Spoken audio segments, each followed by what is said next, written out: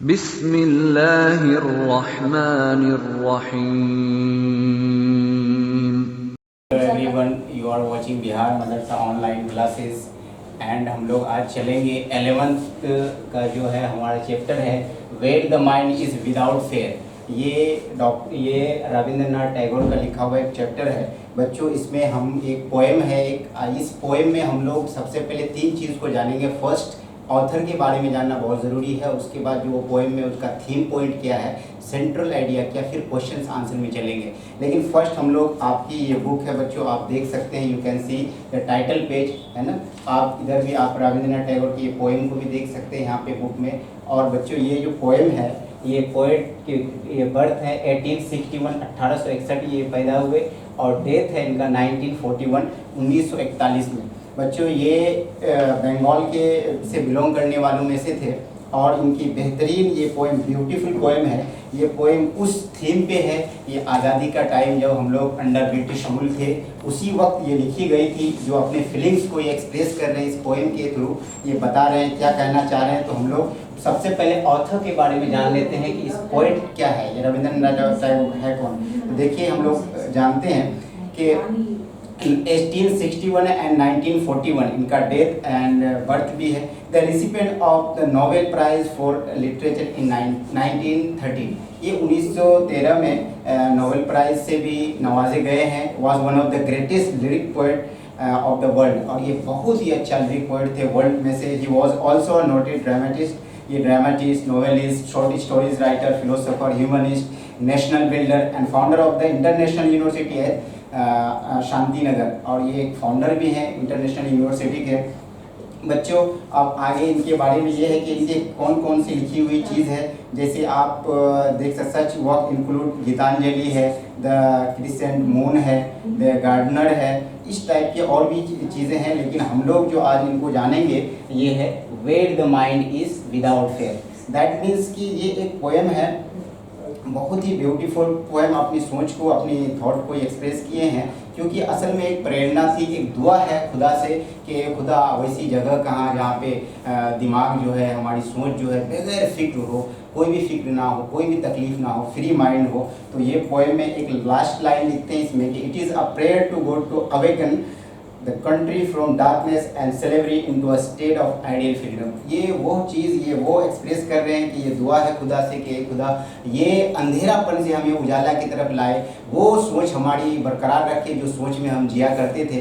क्योंकि ये बच्चों 1905 में जब बंगाल का बंटवारा हो रहा था, उसी वक्त 1910 में ये लिखे थे। 1905 के बाद हुई नहीं थी उसको बंटवारा, लेकिन ब्रिटिश ने ये चीज़ हम लोगों के बीच में एक लाइन ड्रॉ करना चाह रहे थे, 2 भागों में बांटना चाह रहे थे। यही सोच को इन्होंने अपने पोएम में भी बयान किया है कि हम जब ब्रिटिश रूल के अंडर में थे तो हमारी सोच कैसी थी, क्यों हम एक नहीं थे। तो ये अब लिटरेचर ये लोग हैं तो अपने किताब ही के फॉर्म पे, रिटन फॉर्म पे ही हम लोगों को कुछ बोले। तो देखिए इसमें एक लास्ट वर्ड है, the whole poem is a single complex sentence whose principal clause is the last line.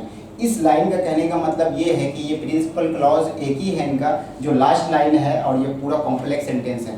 तो बच्चे इसका मतलब ये होता है कि ये ज़्यादातर मैक्सिमम जो रिटन किए हैं, राइट किए हैं, असल में ये बंगाली में किए हैं। और ये भी जो आपको लाइन दिख रहे हैं ये असल में लिया गया है गीतांजलि से, बंगाली में किए हैं, लेकिन ये इंग्लिश के भी काफ़ी नॉलेज रखते थे और इसी को बयान करने के लिए ये लास्ट लाइन दी है। देखते हैं हम लोग पोएम की तरफ चलते हैं और सोचते हैं कि what happened in that time, क्या हुआ होगा उस टाइम में। Where the mind is without fear, जहाँ सोच, जहाँ दिमाग बगैर डर के हो, बगैर खौफ के हो, and the head is held high, और वहाँ जहाँ हमारी सर ऊंची तरह रहे, ऊंचाई में रहे। बच्चों यहाँ पे आपको वर्ड मीनिंग भी कुछ दिख रहा होगा कि आपको इस वर्ड मीनिंग के हेल्प से भी हम कुछ जान लेंगे इसमें। क्योंकि टायर्डलेस है, वाइंडनिंग है, नैरो है, डोमेस्टिक है, स्ट्राइव है, ड्रेरी है, तो इन सब वर्ड के और कुछ आपके बुक्स में भी हैं कि where the mind is without fear and the head is held high. कहाँ है वो सोच, कहाँ है वो फिक्र जो हम बगैर डर के जिए, क्योंकि ब्रिटिश गवर्नमेंट के रूल में हम लोग डर के जीते थे, और हम अपनी सर ऊंचाई के साथ कहाँ रख पा रहे हैं। वे नॉलेज इज़ फ्री, कहाँ है वो जगह जहाँ पे हम इल्म हासिल करें, हमें ज्ञान लें, फ्री ऑफ ये कोई किसी का डर नहीं हो, एक ही स्कूल में पढ़ें, एक ही जगह पढ़ें। Where the world has not been broken into a fragment, कि वो कहाँ है वो दुनिया, कहाँ है वो सोच, कहाँ है वो ज़िंदगी जहाँ पे हम लोग टुकड़ों में ना बांटे बाय नैरो डोमेस्टिक वॉल्स। ये तशबीह किए हैं बाय नैरो डोमेस्टिक वॉल से, क्या ऐसी तंग घरेलू दीवार कि हमारे बीच में जब बंटवारा हो रहा था, हमारे बीच में जब बांट रहे थे हम लोग, तो एक हम लोगों के बीच में एक लाइन ड्रॉ कर रहे थे, ये आप अलग हैं, आप अलग के डिस्क्रिमिनेशन की कोशिश करते, उसी को ये तशबीह दिए हैं उस सोच से कि by narrow domestic wall, domestic that means के घरेलू, एंड नैरो तंग और वॉल्स दीवार, वो एक बीच में हम लोगों का दीवार खड़ा कर रहे थे, डोमेस्टिक एकदम घरेलू दीवार जो हम लोगों को एक दूसरे को अलग अलग करने की कोशिश करते, मार्जिनलाइज कर रहे थे। Where word come out from the depth of truth, कहाँ है वो शब्द जो गहराई, सच्चाई की गहराई से निकले, कहाँ है? हम लोग तो झूठ फसाद में पड़ गए हैं, कहाँ है वो सोच जो आदमी, सच्चे लोगों की कमी आ गई है, वादा खिलाफी लोग आ गए हैं, कहाँ है वो सोच, उसको बयां कर रहे हैं। एंड द नेक्स्ट स्टेंजा है वेयर टायरलेस स्ट्रेविंग स्ट्रेचेज, जहाँ हम जो जद्दोजहद करें, पूरी कोशिश करें, बढ़ते रहें, आगे बढ़ाते रहें, इट्स आर्म टूवर्ड्स परफेक्शन, और हमारी जो बाजुएं हैं, हमारी जो ताकत है, उसकी ओर चले जो परफेक्शन को अचीव करे, परफेक्शन को अचीव करे और परफेक्शन को हासिल करे। वो सोच कहाँ है हमारी, वो मेहनत कहाँ है हमारी, वो कोशिश कहाँ है हमारी। Where the clear stream of reason has not lost its way into, और वो जो वैसी रीज़न जो क्लियर कर दे, जो स्ट्रीम का मतलब भाप है, क्लियर का मतलब साफ कर देना, तो वैसी रीज़न कहाँ है पूरी तरीके से क्लियर, बगैर किसी रोक टोक के हम कुछ कर सकें, has not lost its way into, और वो वैसे रास्ते को ना खो दे, ना कर the dreary desert sand of dead habit. ये तशबीह ये भी की है, ड्रेरी डेजर्ट, वो एक डेजर्ट दैट मीन्स के रेगिस्तान, जो मरे हुए हमेशा ये सोचते कि हमें, मेरे पास तो कुछ नहीं है, हमेशा उसको हैबिट हो जाता है, उस डेजर्ट की तरह हम लोग हो गए हैं कि हम लोग अपने दिमाग में बैठा लिए हैं, हम लोग वैसी सोच के बन गए हैं कि कहाँ है वो सच्चाई, कहाँ है वो फ्री माइंड, कहाँ है वो सर जो हमारी ऊंचाई हर जगह रहती थी, और हमारी सोच हमेशा हर जगह बुलंद वाला रहता था।